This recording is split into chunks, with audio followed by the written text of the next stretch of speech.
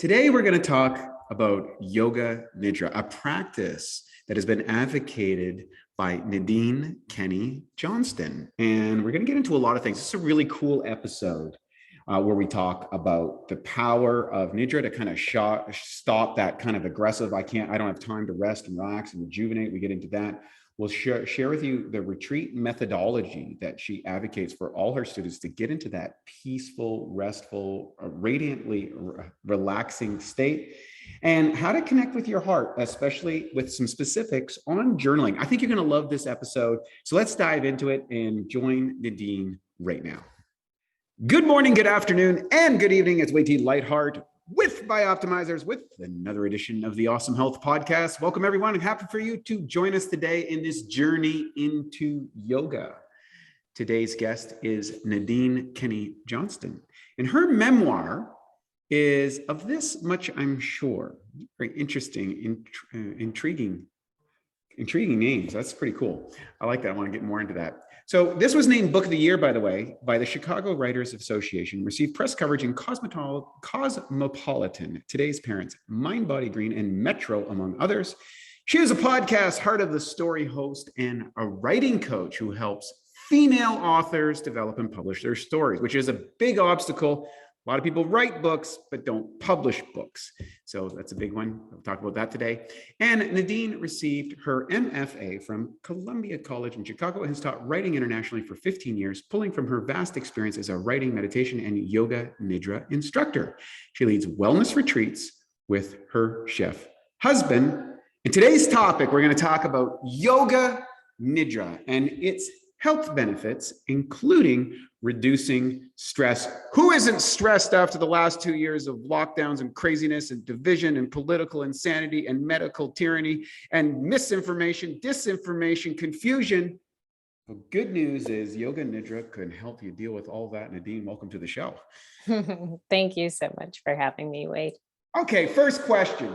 What the heck is Yoga Nidra? What's that mean? Is that a Sanskrit word perhaps that got slipped into our title?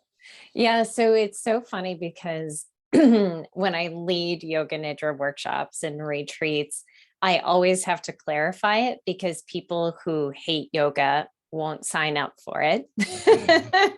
People and really people, hate yoga. yeah, people are like, I'm not that bendy. They think it's going to be a flow practice.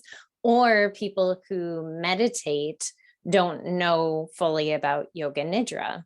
And so Yoga Nidra, if we think about it, is a form of deep relaxation, but it's different from meditation. Meditation channels more of the masculine energy where we have concentrated focus.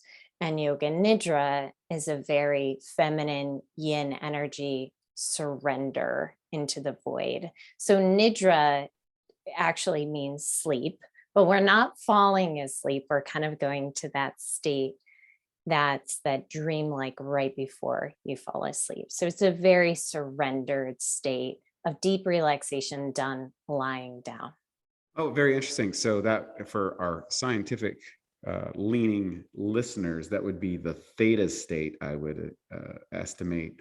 And just so people want to understand, and you can check out neuroscience and biofeedback, I've been a big advocate of things like BioCybernaut and 40 years of Zen. I think they're fantastic because you can take a look at your brain waves, practice meditations, and get feedback on them. And what's fascinating, and this is, I want to lead into this because you explain something from a masculine and feminine perspective. What a lot of people don't understand about meditation and contemplation practices is that each individual has what should I say?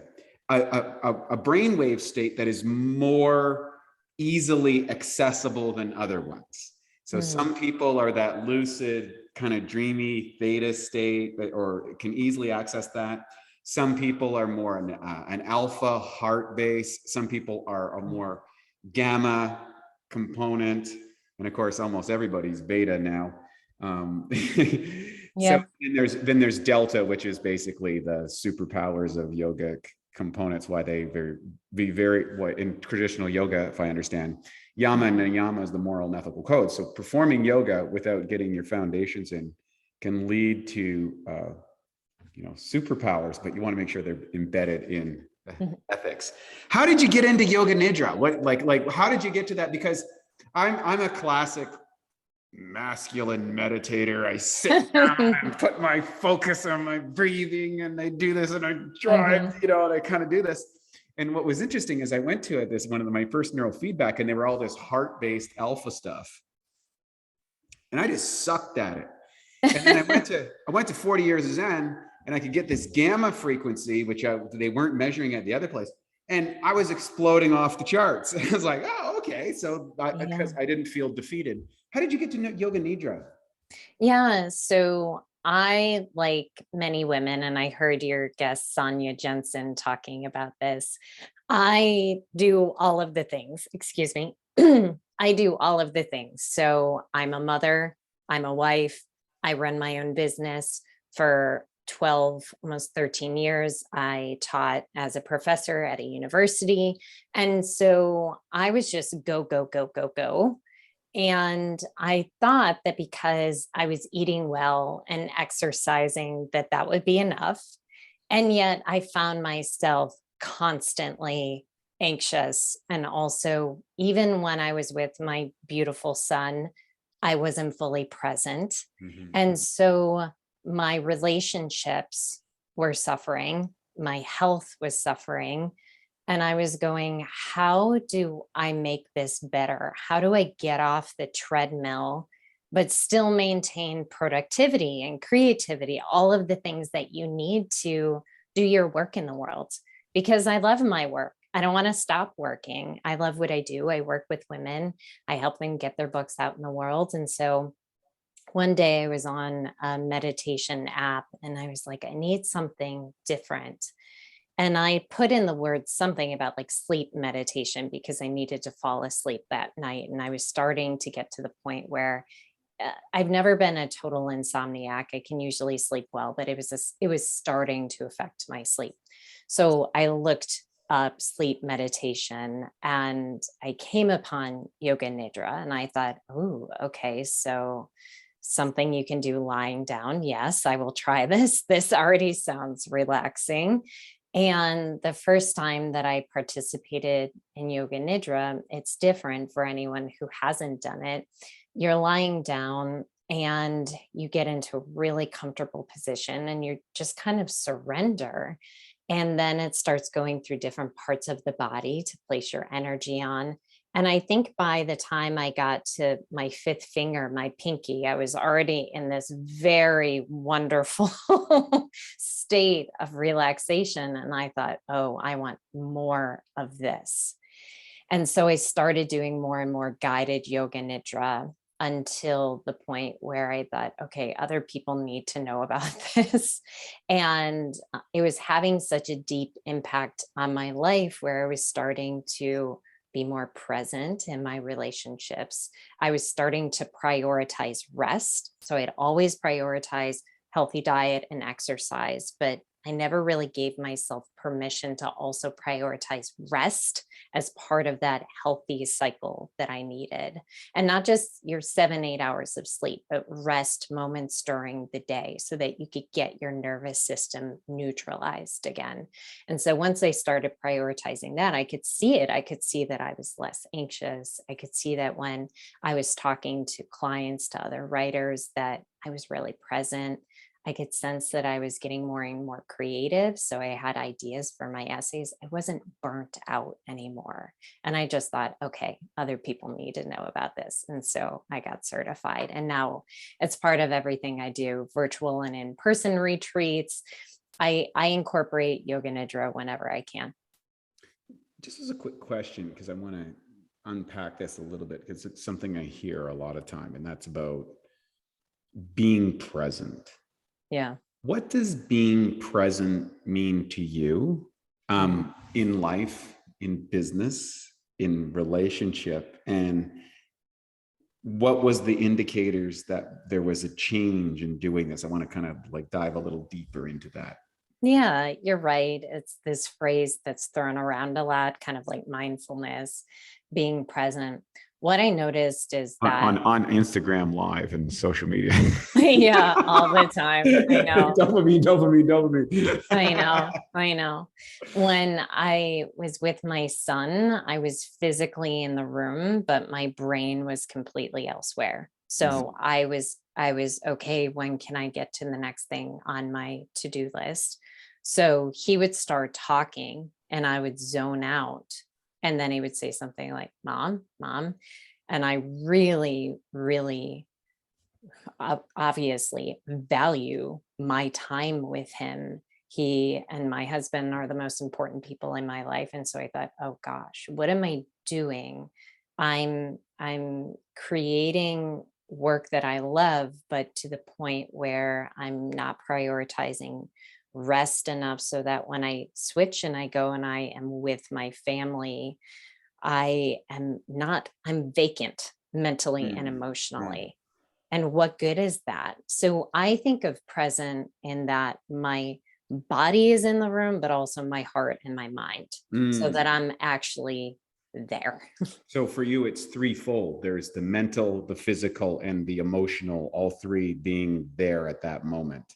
I've Right. noticed that seems to be a challenge in today's world, largely in part, I believe, the, social distancing aside, which I think has done more harm than we can completely. I think when the data comes out 5-10 years from now, when they actually look at what's transpired here with humans, I think it's going to be really bad. Mm. But with all this social media interrupts, I always say that we're the most connected, disconnected society. I'm from a small town in Canada, Mm. and my mother still lives very much the same way that I grew up. She goes to church on Sundays, well, when she could, and then, has her social groups and stuff. And I saw how the pandemic impacted her. And she doesn't have a phone. She doesn't communicate on any kind of digital platforms or any of that sort of Yeah. stuff, which is fascinating. What is with your people that come and do a yoga nidra workshop? What is the big challenge? Because I'm sure a lot of them are feeling the same way. Yeah. What are they like coming in? Their main Mm. concerns, and what are they like leaving? Yeah. Right. Yeah.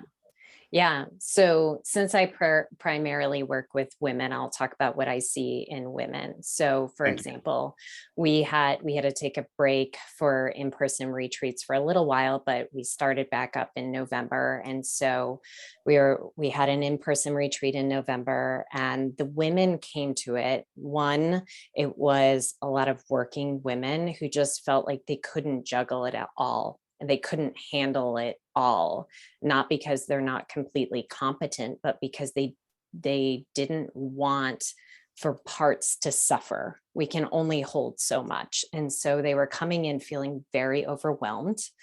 Other women were coming just completely exhausted mentally. Like, wow, the pandemic led to great decision fatigue. Yeah. Every decision felt like life or death. So they were just completely decision fatigued, mentally fatigued.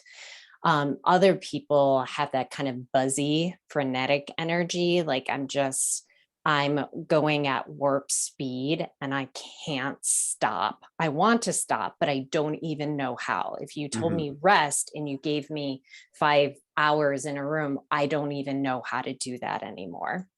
And so they come in and they don't realize that rest can look like many things. Rest doesn't just mean taking a nap or going to sleep, going to bed.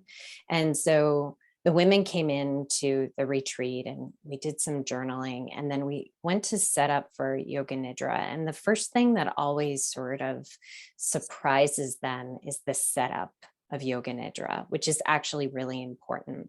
So when you set up for yoga nidra, you set up for full support. So you create what's called the Nidra nest.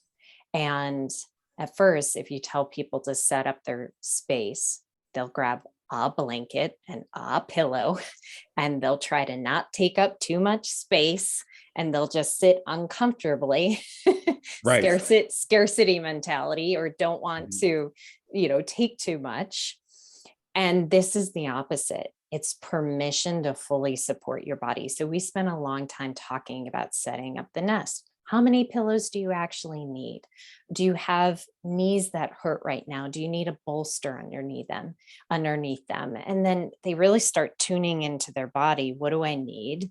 And then they're giving themselves permission to give all the physical support that they need, which starts to turn on the voice that says you're worthy of rest, which is very hard for most people to fully believe and comprehend that they're even worthy of doing this. Why is that? That's, Why is that? I want to yeah, know. it's What do you because think? What's your theory? our society is so productivity focused. If you are not using 25 minutes to produce something or check something off the list, then what are you doing? You're going to spend 25 minutes, say, for a short yoga nidra session, just lying there. Who are you to lie there? Like, then that's the voice that Right. starts coming Right. up. Whereas if you said 25 minutes on the treadmill, people are used to hearing like, whoa, that's good for me. I'll spend the 25 minutes, and great.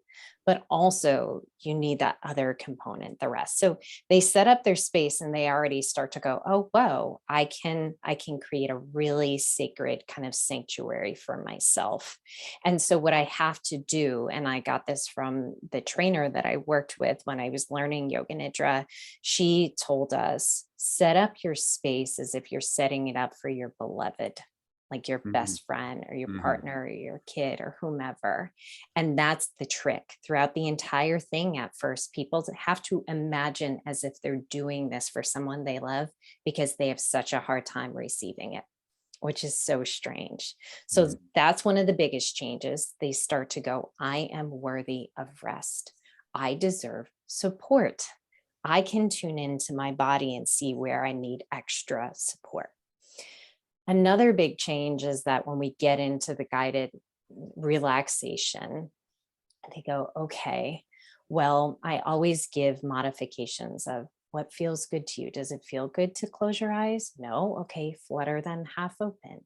Does it feel good to lie on your side? It's not so rigid. We're so used to rigidity and rules, again, like this kind of mentality. So what do I need? The constant check-in. What do I need? What do I need? Then when they're doing the relaxation and they start to slip into theta or whatever brain waves are really working for them, they start to go, oh, I'm sending a signal to my nervous system that it doesn't have to use its energy for anything else right now besides resting and repairing my body, which feels so luxurious to your nervous system. Your nervous system is like, oh, I don't have to multitask. I don't have to worry about this right now. I can just focus on repair and restoration. This feels great. And they're just kind of surrendering, which is not something they're used to doing. We're used to having control, or wanting control. So the surrender is a big one. And then once we go through body scan and a visualization, all of these things, they come out of it. And I see they're just in this dreamy state. And they're kind of like, what just happened? And how can I get more of that? Right. And it's like, it's as if you've just had multiple hours of deep sleep. And you feel that kind of like really lovely, dreamy, but also rejuvenated energy. And that feels wonderful. You know, you're saying something that's really important here. So if you read classic literature in yoga, and I've been a yogic student now for well, I guess we're going on 22, 23 years, long time. And when you read, anything out of the kind of the classical yogic texts, whether it was from one of the gurus, or you can go back to the Vedas or Upanishads or whatever, they talk about that rejuvenative state of peace, and there's a direction of the energies of the body, instead of outflowing, are reversed and inflowing, and that seems to be the recovery process, which is not emphasized in Western culture, as you indicated.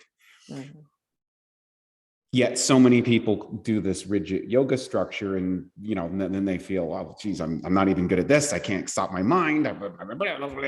Yoga's not for me. I'm out. Right. Yeah. So, do you feel that something like Yoga Nidra is specifically, shall we say, I don't know what the word I'm looking for, imperative, or an experimentation in yoga that is becoming more necessary now under the current civilizational pressures that an increasingly digitally driven world is causing? So just to look for our listeners, if we think about machines that we are now, tied to, it's ironic, we're on this machine communicating with each other. But the interesting thing about machines is they can make one decision at a time, but they can make a lot of them very quickly, and that piles up output. And so one person is able to produce tremendous amounts of output, and the more people that you connect with who are putting out output, the more input you're receiving from this. And so would you say that Yoga Nidra, and I don't want to put words in your mouth, but like, how do you see that maybe Yoga Nidra fits within the framework? And does that need to, and maybe you've already done this, expand upon how do we yogify ourselves out of a digitally driven world? I'm going to use that as a word, yogify. That's kind of, it's kind of like, what is the way out of this quandrum that people are experiencing? I mean, the stress levels, the anxiety, you can look at all this, the psychological data, the social data,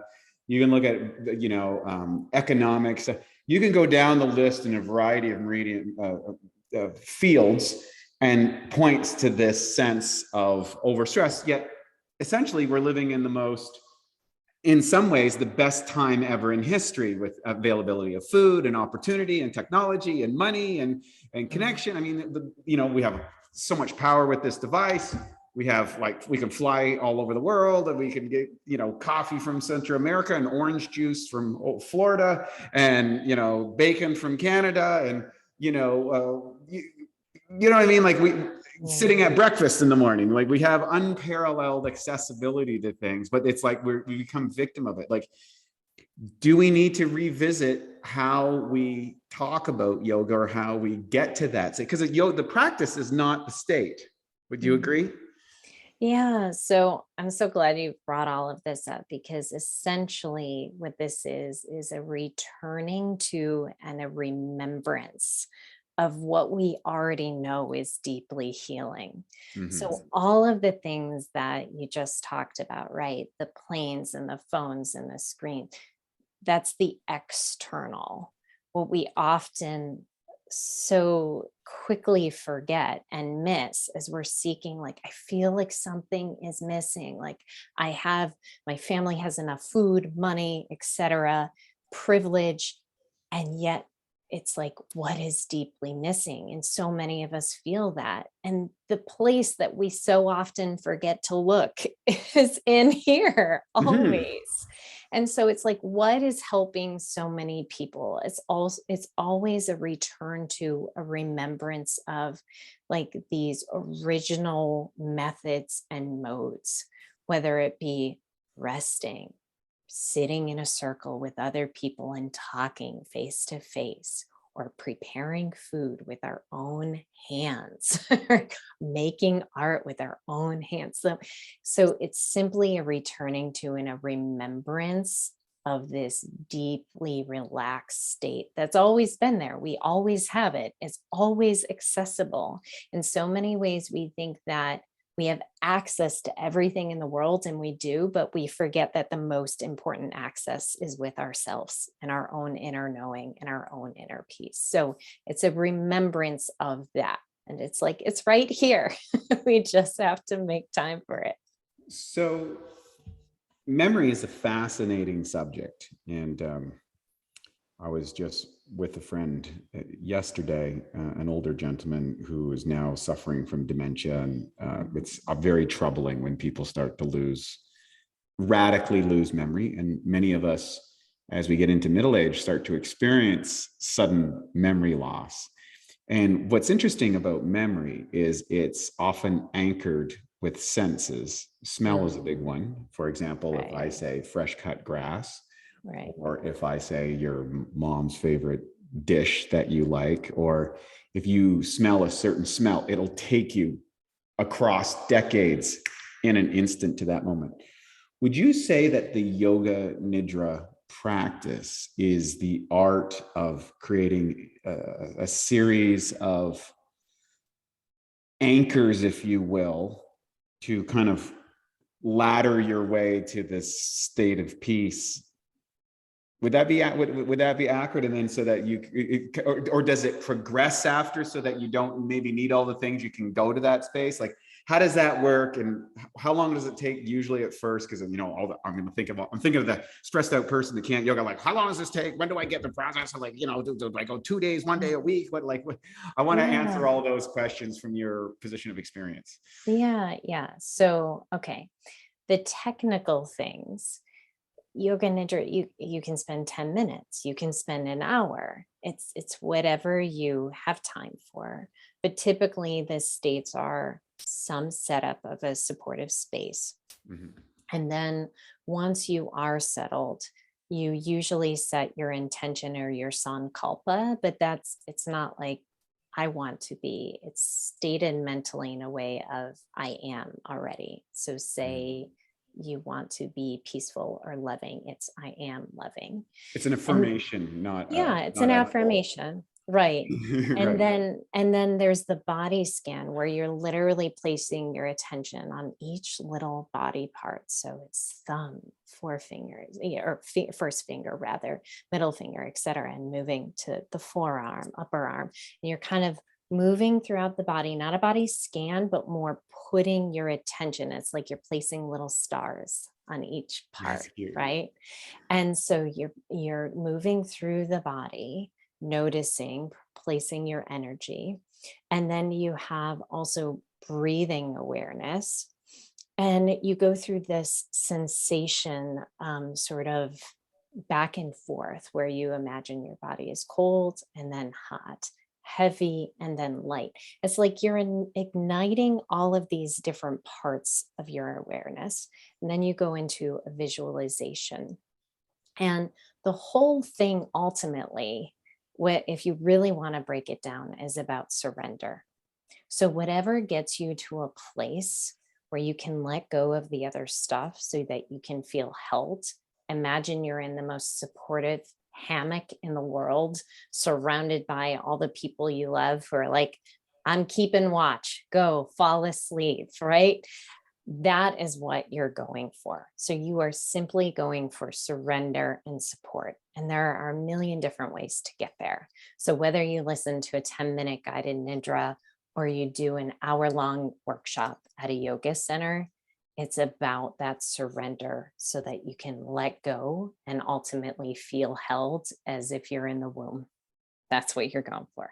It's great. One of my favorite authors, and I refer to him often, is Dr. David Hawkins. And one of his last big books was the pathway of surrender, and explaining it. So when you're talking about surrender, can you unpack what that means for you and why that component? Because a lot of people think, especially if they're driven, goal driven, accomplish driven, title driven, that kind of surrender seems like a passive process that they want to avoid. Surrender, throw the white flag, I never quit, kind of thing. Yeah. How do you classify surrender? Yeah. What is the process? Yeah. And what is the obstacles to that process? And maybe how do you transcend them or transmute them? I don't know what the terminology would be. And now for a Bioptimizers fixed digestion tip, rapid cheat meal relief. Research shows that cheat meals can actually be an effective way to boost your metabolism. One key weight loss hormone, leptin, can be increased by up to 30% following a cheat meal. The challenge with the cheat meals is that all those extra calories and lower food quality can be hard to digest, which means you could be totally sidelined with a food coma after big cheat meals. The solution is to take strong digestive enzymes like masszymes, which will help rapidly digest and break down the extra food. 3 to 5 capsules before or right after your cheat meal can make a huge difference in how you feel following the cheat meal. If it's a cheat day with multiple large meals, you might want to go up to 10 capsules or higher to help you power through all that food. To save 10% on masszymes, go to masszymes.com. That's MASSZYMES.com and enter the code CHEAT10 at checkout. So Tracy Stanley, who's a great yoga nidra instructor, she has a beautiful book called Radiant Rest. Excuse me, her book Radiant Rest. And she talks about this question, which is, who would you be if you were deeply rested? Whoa, that's a good one. Yeah. A And you good think, question. right? You think about it, because even the most type A driven people, and I am among them, I listen to that question and it feels really good. And I go, oh man, I would be so creative. I'd be so loving. I would be empowered. And that's what she talks about on her podcast, Radiant Rest. Would you be more creative? Would you be more intuitive? Right. And so you think about, it is the group of people who are most driven, who need this the most, who need the surrender. So what does surrender mean and how does it actually look? It can be very abstract. Well, first, it's physical surrender. So the whole part of yoga nidra where you're setting up and you're lying down, it's because you're saying to your body, rather than you having to hold it all together, I'm going to bring the ground to you. I'm going to bring support to you, to your limbs, to your body, so that it can melt. So first you're telling your body you are safe, you are supported, which is very hard, especially anyone who's been through deep traumas, etc. Just in our world in general, it's very hard to feel safe and supported. So first it's physical. And then it is telling your organs, your nervous system, okay, you don't have to do all the jobs right now. And so by lying there and starting to get into that real good pattern of breath, you're going, okay, body, all right, nervous system, you can surrender and you can just focus on repair. And then it's telling our emotions, okay, let's see what comes up now. Mhm. And that is all okay. It doesn't need to be any different. So you're sitting there, all right, I'm just going to feel what I feel and let it pass. All right, mentally, any thoughts that are coming up, usually there isn't much time for spinning thoughts because you are concentrating, not even concentrating, but just noticing energy in each part of your body. So it lets your brain surrender a bit, like, okay, to-do list. Okay, all of these worries, they have a different concentration, which is simply looking at and noticing parts of the body. And so it's surrendering of physical, emotional, mental, so that your brain can finally notice the creative thoughts, so that your heart can actually go, how do I feel? On my podcast, Heart of the Story, I talk a lot about following your heart. But the thing is, everyone wants to follow their heart, but they don't know what their heart wants because they haven't sat still long enough to actually listen to it. So in Yoga Nidra, it's also, we focus on the Sankalpa, the heart's deepest desire. And so it's like, what is my heart even saying? Well, we can't know that until we've surrendered all of the other junk. So in the end, a surrender is about letting go of all the buzz so that we can actually hear our innate desires and longings. It's really good. Talk a lot about journaling in this process. So how does journaling kind of connect with yoga nidra, or is it like, how does that work? Do they work together, or are they independent, or are they something that fuse together? How does that How would you explain the role of journaling in this process of deep rest? Yeah, it's just another extension of the heart. That's what journaling is. It's just another extension of the heart. And so when I call the participants out of Yoga Nidra, first we do it very slowly. It's almost like you want to hold on to that dreamlike state. And then it's a means of capturing whatever came up during that time, because suddenly, like, you're so surrendered that oftentimes there's a little creative pop of inspiration, or like, oh, I didn't even realize I was wanting that or worried about that. And so the journal is a place right after Yoga Nidra to just kind of take everything that was inside and popping up and get it onto the page. So I always go from Yoga Nidra to journaling. And journaling in general is another way to give your heart room to speak and to give your heart a place to actually have dialogue. So when I journal and when I coach journaling, it's always, what's your heart's deepest knowing? What is your heart's deepest longing? You answer those questions. That'll guide any career choice you're thinking about. It'll guide your relationships. What is your heart's deepest knowing? What is your heart's deepest longing? That can guide a lot of important steps along the way. So journaling is a means of knowing our hearts, which is a means of knowing ourselves. It's also a mode for really positive input. You were talking about input earlier. We have a lot of input, right? We have a lot of stuff coming at us, but none, or maybe a small percent of it, is deeply self-compassionate. So I also use the journal as a means to say really positive things to myself. And I coach other people to do the same. So it's a way to talk lovingly to ourselves. Just as I was talking about Yoga Nidra, you kind of create your space as if you would for your beloved. In the journal, I coach people to talk to themselves as if they are their beloved, talk to themselves like their best friends. And so it's, okay, I see you're going through this right now, using the second person, you. It's like your wise heart is looking at you now and going, oh, honey, you're going through a lot right now. You're affirming your feelings. Then I notice that your heart really wants this. I see you could stand to let go of XYZ. I think your next steps are blah, blah, blah. And you start writing these things and you're looking at the sky and you're like, where is this coming from? It's coming from your heart. But you never give it time to actually speak. That's what the journal's for too.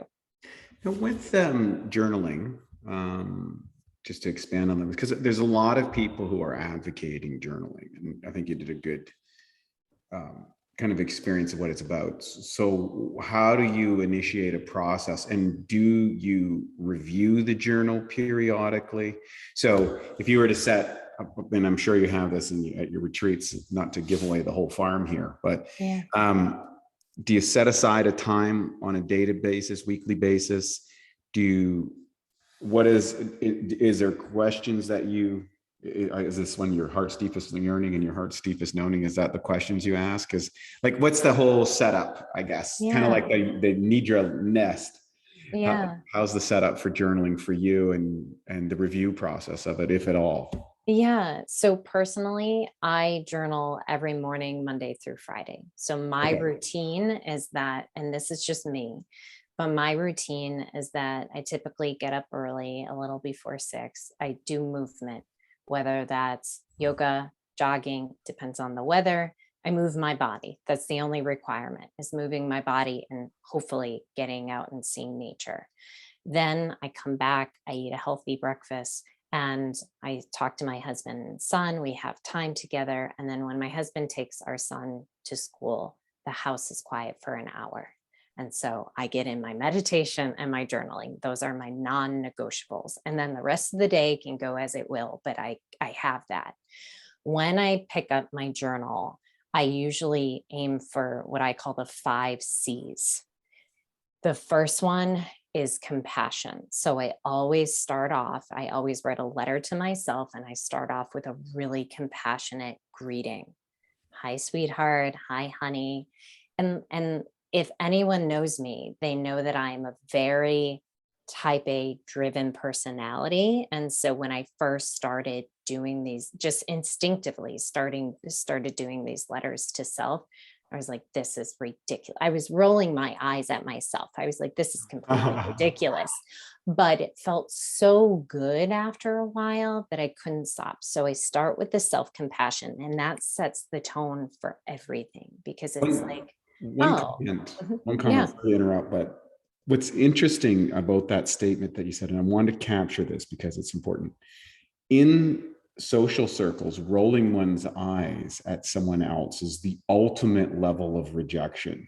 yeah, Socially, it's like, oh God, uh-huh, complete rejection. And to identify that for what's inside you, I think that's a very, yeah, that's a big statement about how one views yourself. And I think a lot of people do this when I know as guys, yeah, if I feel like a certain level of emotion, I would roll my eyes at myself. It's like, uh-huh, suck it up, buttercup, right? uh-huh, We'll right, just pack those emotions down a little bit further, right? right, where, right, where I can feel some anger or something because, right, but right, there is a rejection of the self there that needs yeah. to be identified. That's really cool. And you still do this. Like, do you catch yourself? I'm much better now. Like, Right. I love it. I look forward to it, but this is years in the making, right? And Right. so I think of the journal as the place of the anti-rejection. Like, this is the Right. place where none of that negative self-talk is allowed. None of the, and that sounds so rigid, but when it does come up, it's like, no, no, no. Okay, this is a sacred space. So it's a really compassionate greeting and tone as I would talk to my best friend, my son. And then it's all about the next C, which is connection. And so I'm going, all right, I see, I'm connecting with my own heart. I see that you're really hurting right now, or you're really excited, but you're also overwhelmed about XYZ. It's a mirror time. Like, what's going on with you right now? It's a way of seeing ourselves, connecting with ourselves. This is also where I say, okay, your heart's deepest knowing is, your heart's deepest longing is. And then I try to think about, okay, what can I cast away? What can I let go of? What can I declutter? So it's a clearing out. And so I say, you know what? I need to let go of all of that, whatever it is, striving. Are you really need to stop talking to this person? Like, it's not healthy. Or that habit you're forming right now, you know that's not good for you. Anything that you can let go of. And then the last part is usually some kind of clarity. What is my next best step? Not my next 30, but just what is my next best step in this situation? And I just listen to see the first thing that pops up. Sometimes it's like sleep, eat a meal. Sometimes it's you really need to have that talk. Sometimes it's just be still right now, pause. There's no action right now. And I'm like, And then at the end, I close with the same kind of compassion where I'm like, I'm always here. I'm always here for you. Love me, you. It's the same thing, right? I'm talking to my own heart. That is a go-to, and people can do that in 5 minutes. Sometimes my letters are 5 minutes. Sometimes I get so into it that 30 minutes later, I'm like, oh, I need to get to work now, So there are a million things you can do in the journal, but that is the one that I find gets at the heart the quickest and feels the most fulfilling. Compassion, connection, castaway, clarity, glows. Mm-hmm. Yeah. All right. That's, thank you for that, because I think it's relevant, because I think a lot of people, are going to repeat the thinking pattern with a journaling pattern. And what you've kind of illustrated is that's not what we're trying to do. We're trying to break the pattern of our ordinary waking life into a deeply internal connection, if you will, connection with our, as you said, our deepest yearning and our deepest knowing. I think those are two really good illustrations. So let's bring this all together. So let's talk about your retreats that you run. And these are women's only retreats, correct? Yeah. Okay. The only guy who's there is my husband, who does the cooking, and then he serves and then he gets out of the way. I think that's fascinating in itself, that you have it, like it's kind of like you have a women's retreat and a man is serving all the women, and then so that's one of the biggest things actually at my November retreat. All the women were sitting around, and just that you could tell a lot. We're going to get into some gender stereotypes here, but you could tell a lot of them were like so used to doing the cooking or the cleaning up. And multiple women said it feels so good to just sit and have someone else prepare the meal and serve it and then clean up. It was really nice, many of them said, to see my husband doing this cooking and serving and cleaning up as a way for them to fully go, I can rest. My job here today is to focus on myself. So yeah, that's unique. So let's go in a little bit more into the retreat. Tell us about who typically goes, what's the retreat like, what's the experience going in, like give us the whole elevator story, if you will. I want to know everything about it, because first off, just a quick comment.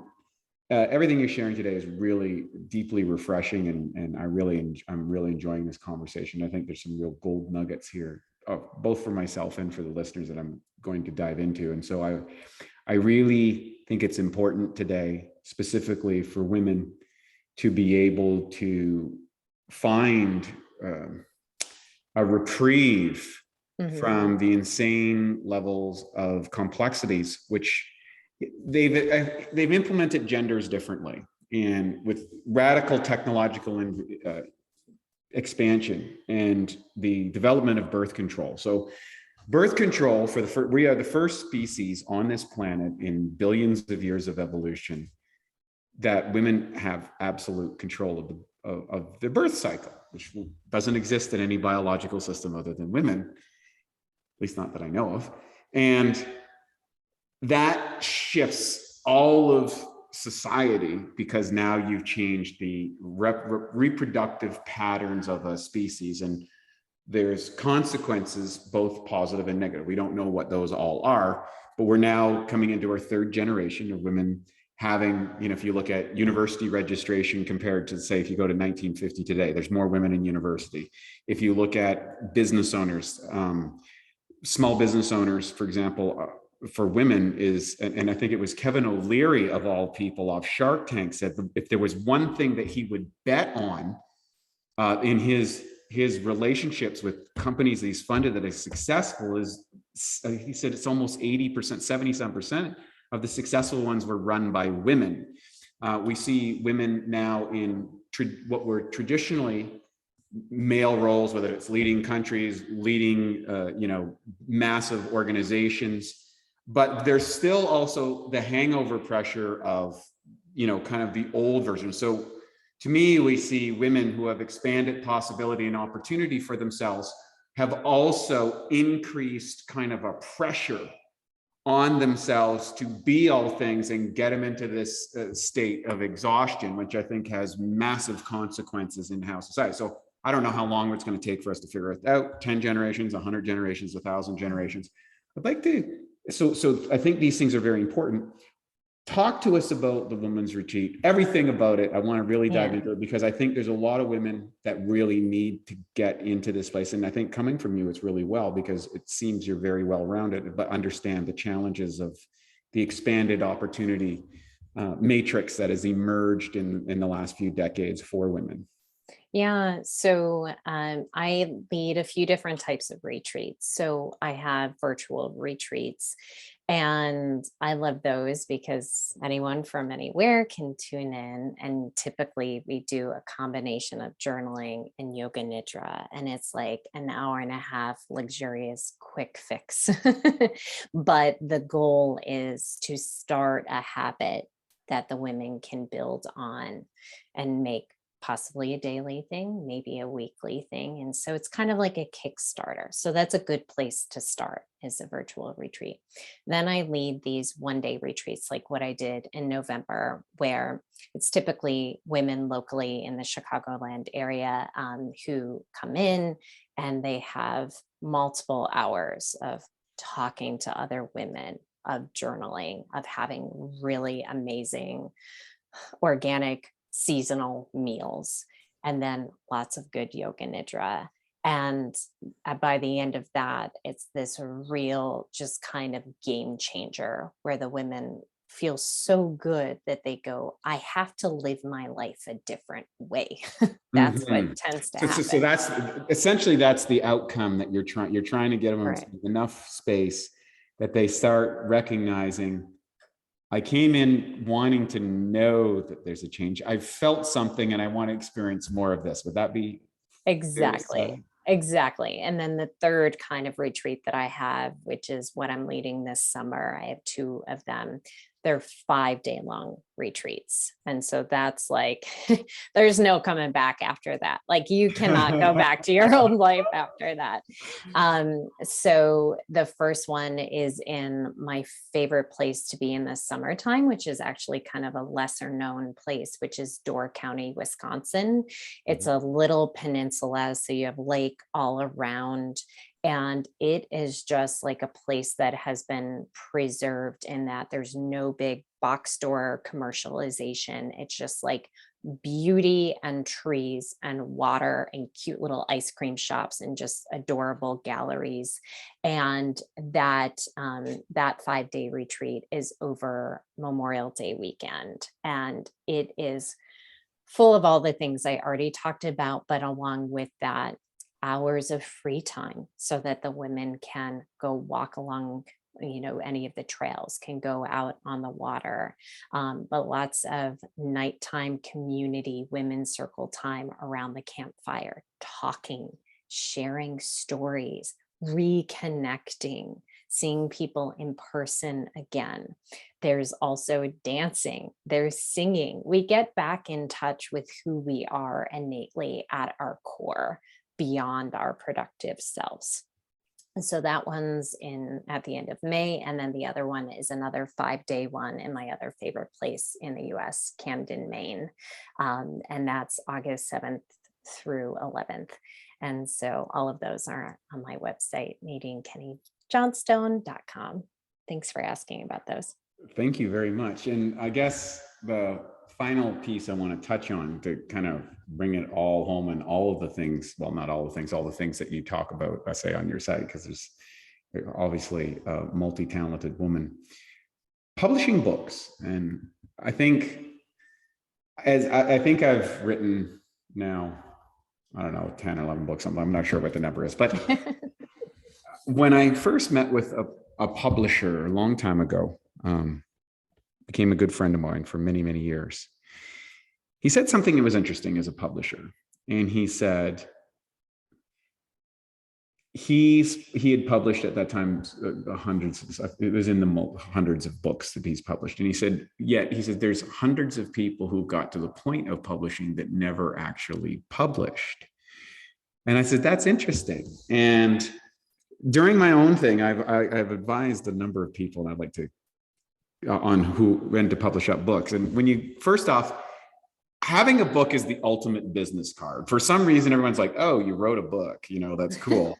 And there's kind of an authoritative part. But when you actually write a book, as soon as you get done, number one, you see all the errors in it. Number two, it's kind of incomplete. There's things that you would have liked to said. And number three, there's things in there that eventually you'll say, you know what, I don't believe that anymore. I've had to change. And so you want to write another book after. Yeah. But the obstacles of writing the book are the same thing. What if I'm wrong? What if I'm judged? What if I haven't got the topic down? So it's this weird, on both sides of the publishing of the book becomes these two obstacles, which are like dualistic aspects of the same issue. You coach women to publish books. Yeah. What's that experience like? And what have you come up with in that wearing that hat, shall we say. Yeah, it's my favorite thing because of what you say. A lot of people want to write the book, but it's like a marathon, only a certain number of people do it. So it kind of started, I didn't set out to be a writing coach. Like I was a university professor and I just thought that would be what I would be doing all the time.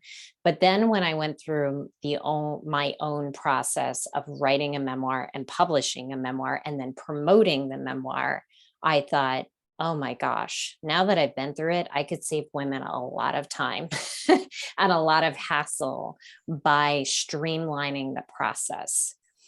And I would go to these writing conferences and I would present. And a part of some of them was that they would allow for individual consultations between me and a writer. And so that writer would submit some pages to me. I would give feedback on what they wrote, and then we would talk about it. Time and time again, when I saw these pages from people and gave feedback and I would meet with them, they would ask, this was really helpful. Do you know anyone who could help me keep at this? Because I feel like I'm going to lose momentum and I'm never going to finish the book, or I have the whole book in my drawer and it's not going anywhere and I don't even know where to begin to publish. Can you help me? And after a while, I was like, well, yeah, because I've been through all of it. And to boot, I have an MFA in creative writing. So I've studied this extensively. I teach English and creative writing at a university. So I kind of know what I'm talking about from a craft perspective, right? But then also I've been through the process myself. And so I started coaching women, and they would get on, this was back before we would do a lot of Zoom, we would get on the phone and just talk about their ideas. And I would keep them accountable. That's the big part of it, accountability. Where are your pages at? Let me see your pages. Your pages are due every Friday or whatever the date was. And then I would help them see the larger narrative arc. How do we put all these little pieces that you've written together so that it makes sense? And then I guide them through submitting to either agents, submitting queries to do traditional publishing, submitting to hybrid publishers. Some women go into self-guided. I have clients who've done all three. They've gotten big publishers, they've gotten hybrid publishers, they do self-guided publishing. And so I know the different venues to go through. And so I guide them through that. And then, especially now, over the course of the pandemic, 10 of the writers that I coached had books come out in the last 2 years. And it's like, ooh, how do we pivot to a completely virtual launch? And so luckily, I've done enough stuff online that I was like, well, here's how you do it. Here's how you pitch these magazines. Here's how you get on these particular podcasts. Here is how you appeal to a broad audience. And in fact, it's almost an advantage, because if you had a book reading at a Barnes and Noble in Minneapolis and 20 people showed up, that would be a really big deal. Whereas if you're on a podcast and hundreds, maybe thousands of people are listening, that's huge. So you have some advantage here. So that's it, where I guide people all the way from seed to promotion. And it is such a joy of mine. In a week, I am interviewing a woman whom I coach. She has her book launch, and she's a Tai Chi teacher. It's called Walking on Pins and Needles, Arlene Falk. And I'm doing her in-person launch with her. And I'm so thrilled to be in person, to be able to show off her book to everyone, but also to have guided her through the virtual launch as well, so that she can appeal to both in-person and virtual audiences. Beautifully said. Great work, great mission, and truly awesome. And you're obviously an expression of Yoga Nidra to be able to do all of those things and still remain so calm. So the pathway works. Can you share with all of our listeners where they can find you, find out more about your retreat and the offerings that you have? Please share, and we'll include these in the show notes. Awesome. Thank you. So my website is NadineKenneyJohnstone.com, my very long name. My Instagram is the same thing, at Nadine Kenney Johnstone. And my podcast is on all the podcast apps. It's called Heart of the Story, where I share stories of healing, hope, and following your heart. And listeners to this podcast, I created a special code awesome 50, so people can get $50 off of a retreat or anything they sign up for at checkout. Well, that's awesome. And thank you so much for joining us today. This was excellent. And if you haven't checked out Nadine's stuff, I'm sure after listening to this, you most definitely will. Thanks everyone for joining us today on the Awesome Health Podcast. I'm Wei T. Lightheart, co-founder of Bioptimizers. From all us to you, thank you for listening to this episode. Take care. And now for a Bioptimizers fixed digestion tip. Turn cultured foods into superfoods. Raw fermented foods like sauerkraut and low sugar live yogurt can be good for you, but rarely have enough of the right probiotic strains for therapeutic benefit. So here's a way that you can turn them into superfoods. What I do is I get some raw sauerkraut or a healthy yogurt. Ideally, it's grass-fed or coconut-based, and you can empty 3 caps of P3OM into a container and mix it up thoroughly. Leave it at room temperature for a couple of hours before putting it back into the fridge. And what's going to happen is these probiotic levels will be multiplied. In fact, it doubles every 20 minutes. And then what you're going to get is you're going to have a food with strong proteolytic activity. To learn more about P3OM and why its patented strains make it the strongest probiotic available, go to www.bioptimizers.com. Thank you for listening to the Bioptimizers Awesome Health Podcast. You can find more information at bioptimizers.com.